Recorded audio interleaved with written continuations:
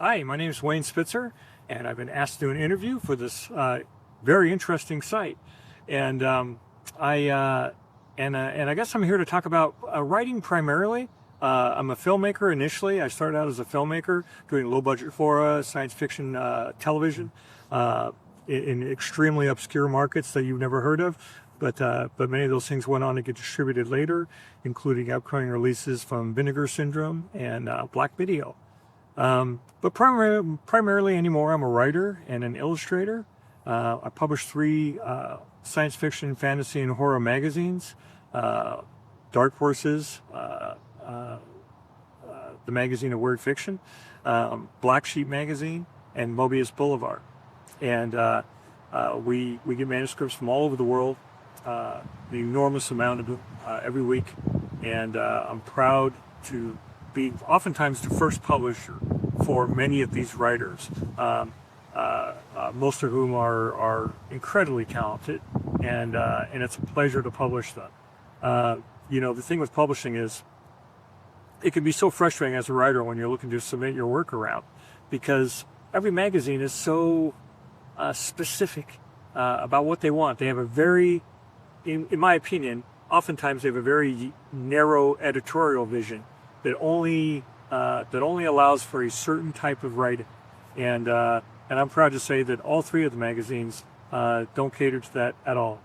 We certainly don't cater to any type of PC thinking or discriminatory thinking. We accept all writers, whether they're black, white, Asian, straight, gay, trans. It doesn't matter. We don't care. What we care about is good quality writing.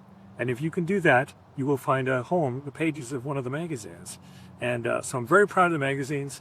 I do all the cover arts myself, 3 a month, 3 new ones a month. Takes a lot of time, but it's a lot of fun. For me, it's kind of like a return to filmmaking in a way, except unencumbered by a lack of a budget, which is nice. So I really enjoy doing the covers a lot. And I think for a lot of these writers, it's their first chance at not only getting published, but being presented in a favorable light in a good-looking magazine. And so the magazines will continue. That's my main source of income now, and it's the main way I spend my time. I'm also an author, known primarily for the Flashback series of books, the Ferryman books, recently packaged as Beyond the Black Curtain, and the Witch Doctor series of books, which basically postulates a kind of gender war in a future dystopia in which women have become infected with a virus that essentially turns them into the undead, or not only the undead, but essentially turns them into a kind of witch with certain powers, and so the men, as a response to this threat, this existential threat, have formed these witch doctor units, which are very Puritan in nature. They wear these black hats, like a pilgrim's hat with the buckle on it and everything, and they have their tanks on their back, and they have muskets that breathe fire, that shoot flamethrowers, essentially, handheld flamethrowers, and their job is to exterminate witches, all witches. And so there, and of course, inevitably in a story like that, you're going to have the main protagonist, in this case, a witch doctor, named Jeremiah, who's going to, have some type of relationship and most likely fall in love with one of the witches, which indeed is what happens. And then things go from there. The flashback books are essentially, I like to say, well, it's kind of, when I try to explain it to people in shorthand, it's kind of like Walking Dead, but instead of zombies, it's, wait for it, it's dinosaurs. Now, it's a little more complicated than that, but the basic idea is that there's been this kind of time storm, this time conflagration, in which time has gotten scrambled. We don't know why. Later in the series, it sort of explains why, and there's an alien factor, and I kind of regret that approach. I think it was much more effective as an existential, unnameable, unexplainable phenomena, almost like a weather event, something utterly, the product of a cold universe that doesn't give a flying fuck what you want or what you need, or if you ever existed or not. And so it would be a way to kind of struggle with existential questions, ideally. Not saying I got there. But that's the idea. And basically, it started out with a book I wrote when I was, I think, 23 years old. It was my first publishing credit, my first professional sell of the original novella called Flashback. And that was kind of just an obnoxious, fast-paced, kind of George Romero-esque, situation where you have people trapped in this truck stop when this time storm hits. Very similar to The Mist, which had been written at that point, but the movie had not been made. And yes, I had read it, and that was part of the inspiration for it, certainly. But that was very different from the tone the stories take later down the road, because I've been writing these things off and on now since I was 20-something years old, so well over 30 years. And I like to think the stories have gotten a little more mature, a little more nuanced, a little more textured, and I like to think they're just better written all around. They're not overwritten, for one, which the earliest ones are to a ridiculous extent, to a comical extent a lot of times. But so I still write them on occasion. I generally do a new one per year, and I'm real proud of them. They tend to be what's sold for me over the years, what's generated income. And so I tend to keep going back to it, and what's generated interest from people. The other main one are the Ferryman books, the Ferryman cycle of stories, in which you have a situation where basically you have this, again, a dystopian environment where you have this underground subterranean world that's built entirely on the banks of a river, the River Dyer.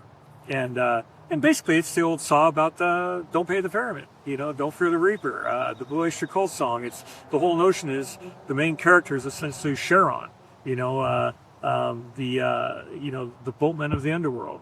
He's not that. He's a gentleman named Dravidian, whose eyes have been dyed to remove all the color from them, and who wears his various accoutrements as a ferryman. And his job is to ferry people down the River Dyer to their, well, for the women, almost certain sexual slavery to an overlord called the Lucifer. And of course, there's more to all this. It turns out to be an entirely man-made artificial world, but which is giving away a lot. But and eventually he falls in love with one of his charges that he's supposed to deliver down the river to her doom or her slavery, and they essentially run together. Inspired to some degree by things like Logan's Run. Certainly, it's that type of dystopian story. But real proud of the Ferryman books. It found a little bit of an audience, not much, but a little bit. And so that's mainly what I've been doing and what I do. And more to come. I did wrap up the entire Flashback saga a couple years ago with 3 final yarns. And I said at the time, okay, I'm not going to do any more. That's it. That's the ending. But of course, as a lot of writers do, I've gone back and I've started writing fill-in pieces, prequels, things of that nature, kind of fleshing out the universe that much more. And indeed, if it's a multiverse, then anything's possible anymore, So in one universe, the Flashback was resolved. In the universe parked right next to it, it wasn't, And I'm even going to have the characters have some kind of conversation at some point in which they allude to that's a possibility. So those are ongoing. And that's pretty much what I do now. I miss filmmaking a lot. Mainly, I miss the camaraderie and the companionship and the collaborative aspect of it.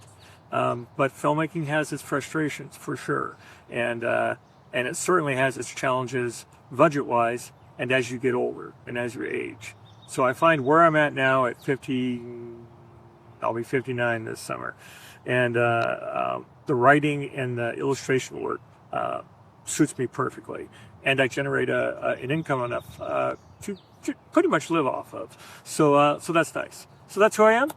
That's the interview, and glad to do it, and glad to be a part of this very interesting website. Take care.